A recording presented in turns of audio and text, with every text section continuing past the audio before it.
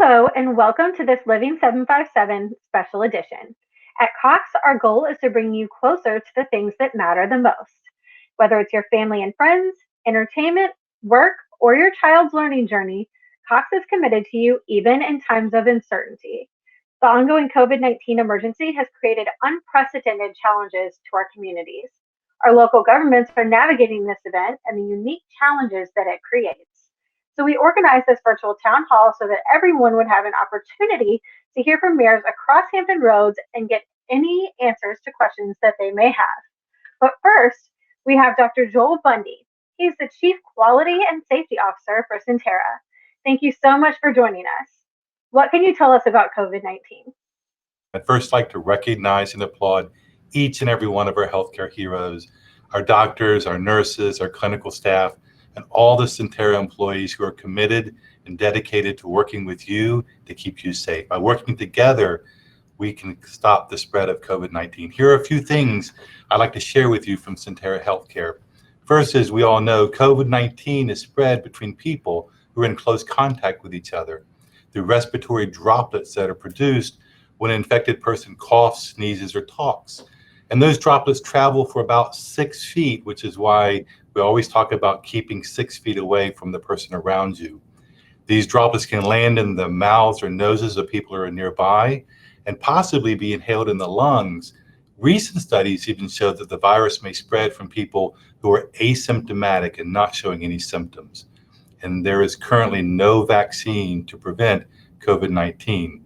The best way to prevent the illness is to avoid being exposed to the virus at all. So how can you protect yourself? One, practice good hand hygiene. Wash your hands with soap and water for at least 20 seconds, especially after you've been in a public place, such as the grocery store, or after blowing your nose, coughing, or sneezing. And avoid touching your eyes, your nose, or your mouth with your unwashed hands. And this is very important. Stay at home. Practice social distancing if you must leave the house. Again, social distancing means keeping about 6 feet of space between you and other people outside of your home. Don't gather in groups. And the new CDC guidance is to wear a face mask if you're in public if social distancing is not possible. Remember, some people without symptoms may be able to spread the virus. As a doctor, it is my job to keep you safe and healthy. So please, stay home. And if you think you're sick, if you have respiratory symptoms that include a fever, a cough, or shortness of breath, you may have been exposed to COVID-19, call your healthcare provider. Many people are still doing telehealth from their offices. And consider a virtual telehealth appointment such as Centera video visits or MD Live to determine if you need further screening or testing. And if you're an older adult, and if you have an underlying medical condition and you require immediate medical attention, visit your local emergency department. But call in advance if you can so that our infection prevention precautions can be taken place to protect you, other patients, visitors, and employees in the emergency department. Centera is prepared. In the face of this growing public health emergency, caring for our patients, our employees, and communities remains our most pressing concern. We are planning for the long term to ensure that we have the resources necessary to continue to provide care to our community, ensure our patients and our staff are safe and protected. I'd like to thank our Hampton Roads community for the outpouring of support that we have received. The only way to get through this is to do it together, and we will do this together. Again, I'd like to express my sincere gratitude to each and every one of our healthcare heroes. You have continuously focused on those who need us most, our patients, members, families, and community. And if you need more information, you can look it up, www.centera.com, or you can call our 1-800-CENTERA hotline. Thank you, and stay well. Thank you so much for joining us today, and thank you for all the amazing information. And per usual, thank you so much for being one of those people in healthcare keeping us all safe. Thank you very much.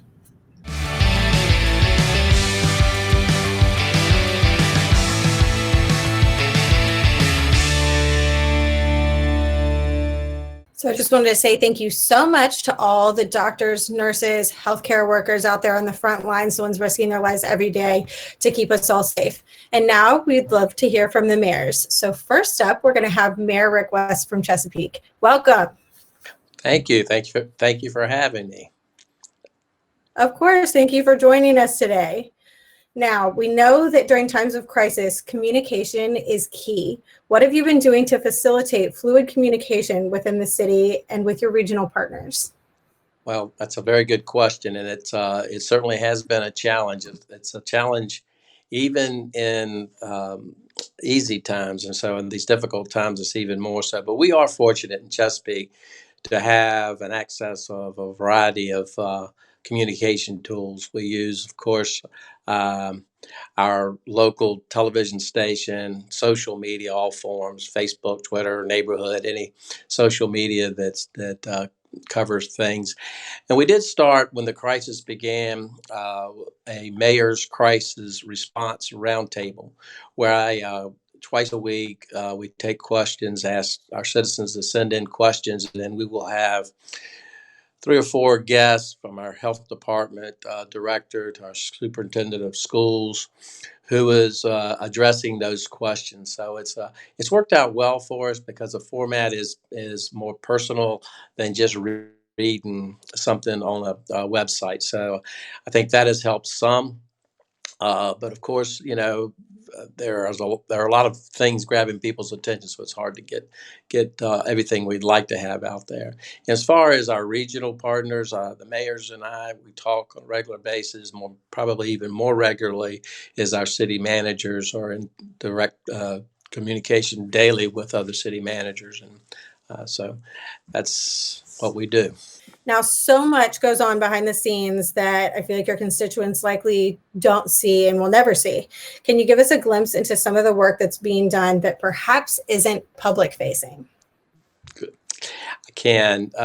Right from the start of this COVID-19 response, Chesapeake's taken a unified command approach to managing the emergency response. This concept draws out thousands of hours of training and planning and exercising and learning to undertake by the city staff at every level.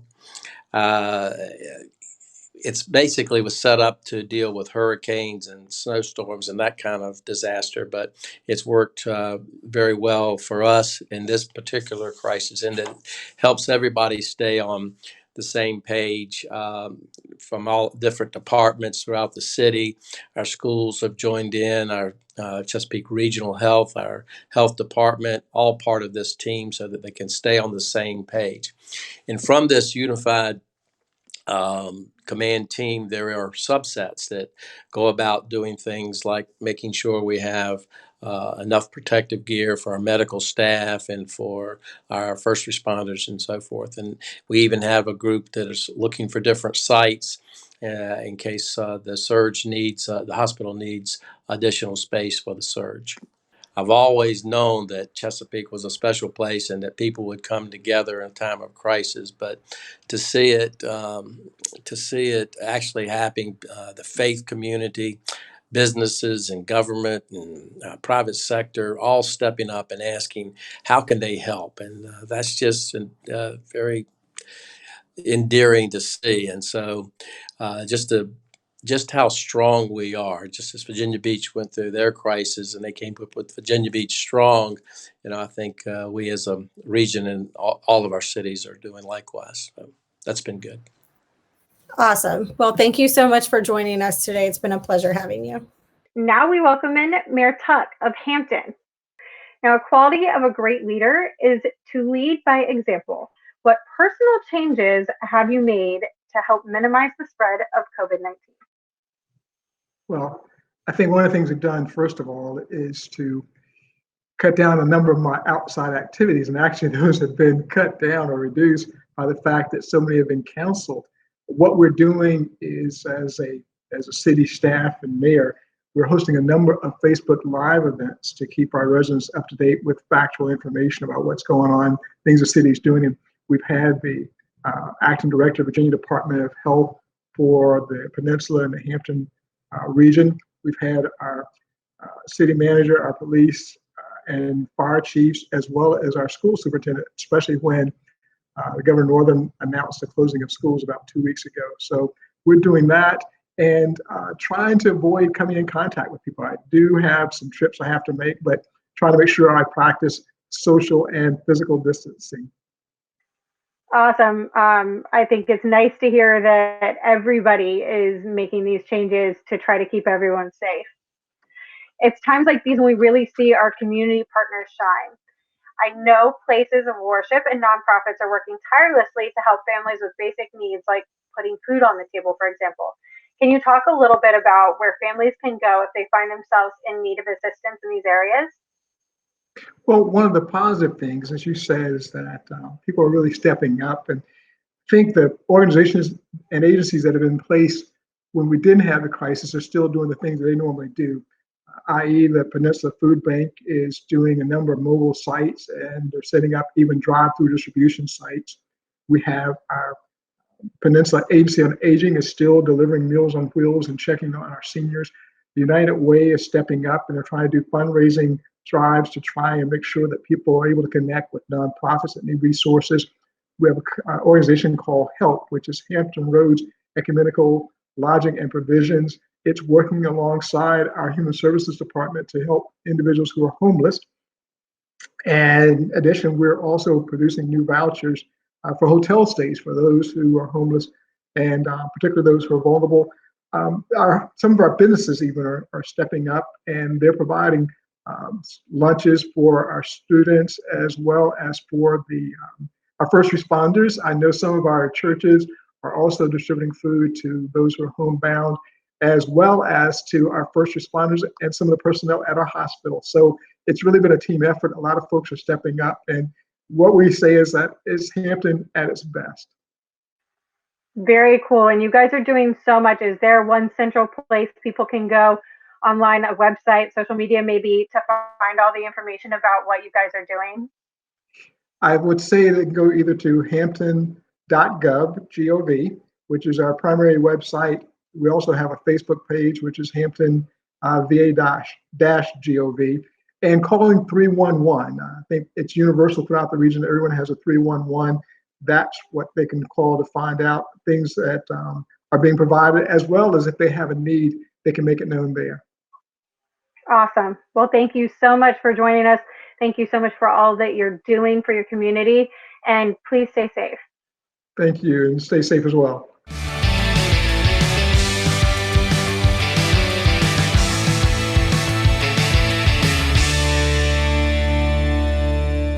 Now we welcome Mayor Price from Newport News. Welcome to the show. It's a pleasure to be here.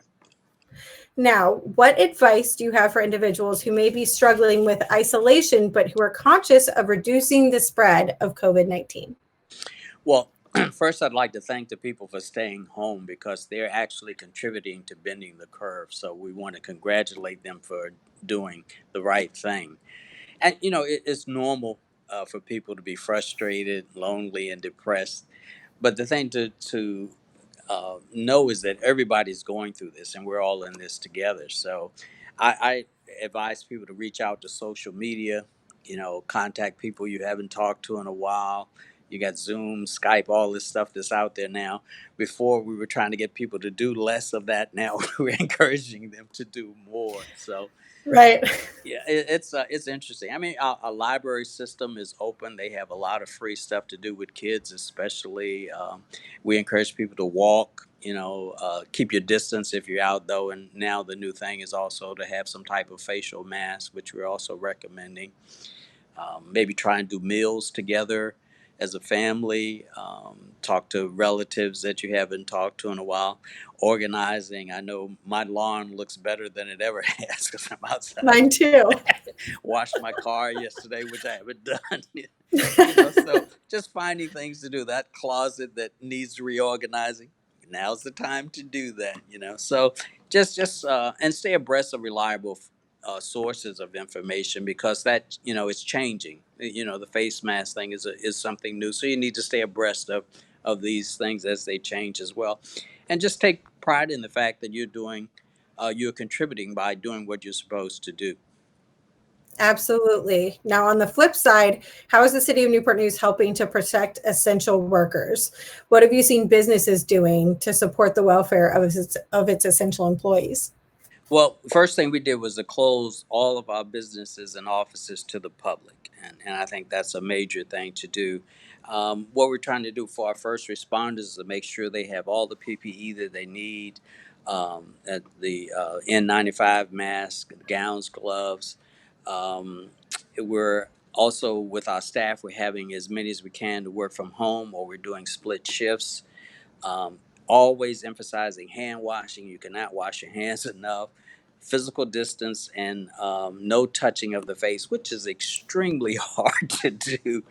So we've also increased our building maintenance and cleaning, and just to make sure that the staff that does come in stays safe. And we're doing or asking for volunteers. Like I'm a dentist, so I'm not seeing patients except for emergency. So any excess gloves, gowns, or masks we've donated. Have sent out an email to all of the dentists in the area to try and do that, to drop that off to the hospitals or your police force, whoever your first responders are that may be in need. But the other Amazing. Well, thank you so much. Sure. I was just going to say too that I've been impressed with some of the localities that are trying to keep their businesses safe as well. How they're doing that. Awesome. Well, thank you so much for all the amazing information. Thank you for working so hard to keep our healthcare workers and, those first responders safe. It's really important. And thank you for being with us today. Oh, thank you. Now we have Mayor Alexander of Norfolk. Hi, Mayor Alexander. How are you? I'm fine. How are you? I'm good. Thank you so much for joining us today. Thank you for having me. Of course. Now, Norfolk is definitively a lively city. What have been your observations when it comes to residents of the 757 and supporting local businesses? Well, certainly, Norfolk is the heartbeat of the region.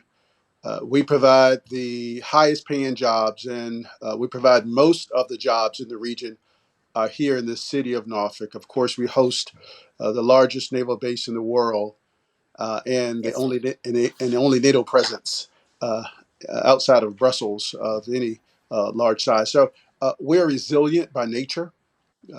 We are very supportive of local businesses. Our community is very understanding. However, there is a lot of uncertainty and there's a lot of questions. But for the Right. most part, we are resilient. We are adaptive to changing times and changing conditions, but we have never seen anything like this. Yeah, absolutely. I think our kids will probably be reading about this in history books for years to come. Absolutely. What are your suggestions for people who typically rely on public transportation? How can they protect themselves and others during this time? Well, certainly, we want everyone to keep the social distance, uh, practice social distancing. Also, continue to use good hand hygiene, wash your hands if you have to go out. But for the most part, we are encouraging everyone to stay in and to be safe and to be healthy. Certainly, we are public transit is still available.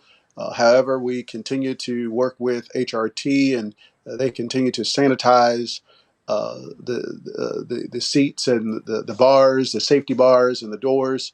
But for the most part, we're asking people to keep their social distancing, to practice clean and safe hygiene, and for the most part, to stay at home.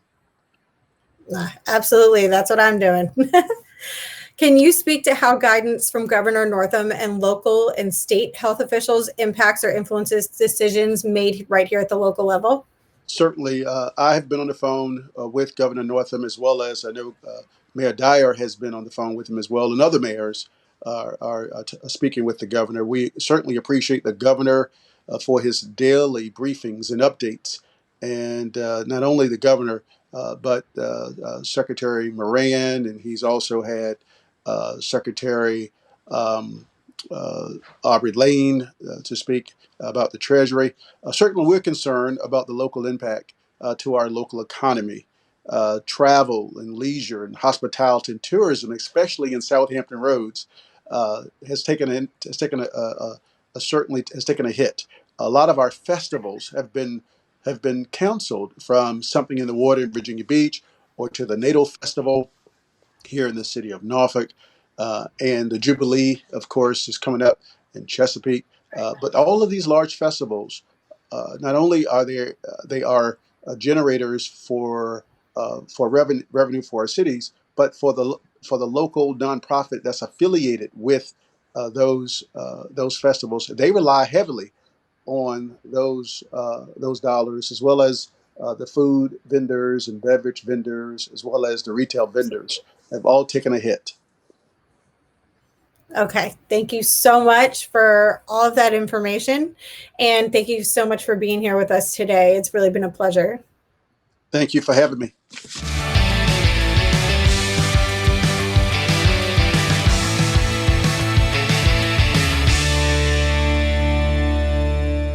Now we have Mayor Rowe of Portsmouth. Thank you for being with us. Now, what has been the most challenging aspect of governing during these uncertain times? Fundamentally, not being able to connect with people face to face. It's a real challenge when you have to do it either over some type of electronic device or by the telephone. Absolutely, I understand. And what's the best way for citizens to get updated information from their city government? And what is the best way they can be sure that their voices are heard during these times? Well, we have a very up-to-date website. In fact, we've launched a interactive data hub on the COVID-19 where people can actually go to our website and go to that particular page and get up-to-date information from the state, how the state is handling the crisis, and up-to-date information from the city.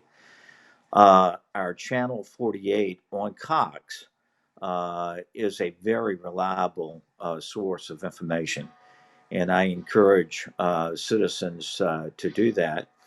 I've been doing a series of Facebook interviews, encouraging people to do their part by staying apart and going to our website and to our Channel 48. Amazing. I definitely have to commend you for that during these times. Jumping on Facebook Live and doing things like that, I think, is really what's keeping people feeling connected and keeping them going. I'm sure there are many, but can you share with us one example of how residents of Portsmouth have come together in this time of need to lift each other up? Well, there are very many. A lot of our churches are doing Facebook Live services, which is a good way for people to connect, and the churches are acting as a way of getting information out. Oasis Social Ministry is continuing to feed those who are in need. A call went out that they need donations, both financially and food products. Mercy Chefs is actually feeding every one of our fire stations, so our first responders don't have to go to the grocery store and be exposed to the virus. So we have a lot going on, and we're so blessed. Citizens are calling me to find out how I'm doing, and we encourage people to connect. Even though I've said it's difficult, stay connected by telephone and social media. Right. It's definitely one of those things, especially during these times where, you see a lot of the bad, but it also brings out the good in a community, and it really lets people rally and, do things together, which is so awesome to see, especially in these times. Well, we do have an information number too, 311, and I would encourage our citizens, if they have any questions at all about any particular city service or anything at all, please call 311. We have a great city management team. Our city manager, Dr. Patton, is treating this rightly so, like a crisis, and they're literally working 24 hours a day. Doing awesome. Well, thank you so much for all the information, and thank you for joining us today. Stay safe. Thank you. Thank you. Now, next up, we are joined by Mayor Dyer, and he is from Virginia Beach. Welcome. Oh, thank you. It's a privilege to be here among these great leaders. It's a privilege to have you. Now, we've had a lot of great conversation today around communication, resources, and people really just being good neighbors. Are there any concerns you're hearing from your residents, and how are you in the City Council addressing those concerns? Well, obviously, a lot of people are very scared and concerned right now. The first mission essential is to make sure that people are safe. And to do that, we want them washing their hands, social distancing, not congregating in groups of 10, but, staying home. And I know it's frustrating and we hear the frustration. We're aware people are worried about their jobs and having to go there, but let me just say that on the federal, state, and local level, especially among all us leaders, we're really trying hard to put together plans and contingencies that are going to get us through this crisis. Absolutely. And thank you for taking those steps. Now, switching gears just a bit, I want to talk about the military. I know the city does a lot to coordinate with the local bases. What are you hearing from base commanders as it relates to COVID-19? We've been in touch. Once again, we have a very good and intimate relationship with our military. We're in constant contact all the time. And we also must remember that the families of the military live in our great communities also, all throughout the 757. And we want them to be safe. They're a part of the community. They're staying home with the kids. And, once again, we are in constant contact with our military. And things are going forward in a very positive and proactive way. Awesome. Thank you for those details. Now, what is the most important message that you want to get out to the 757 at this time? We are in this together. We're going to come through this together. We have found out that we are an extremely resilient community. We are a community that gets things accomplished. And let me just say, we are one day closer to having this behind us than we were yesterday. Absolutely. Thank you so much for joining us, and thank you for all this valuable information, and please stay safe out there. Thank you. So in conclusion, to the mayors, we thank you for your partnership and the amazing work that your cities have been doing to keep all of our families safe during this uncertain time. To Centera, thank you so much for all of the useful information. Cox Communications has taken a number of steps to support our customers and the community during this difficult time. To learn more, please visit our website at cox.com.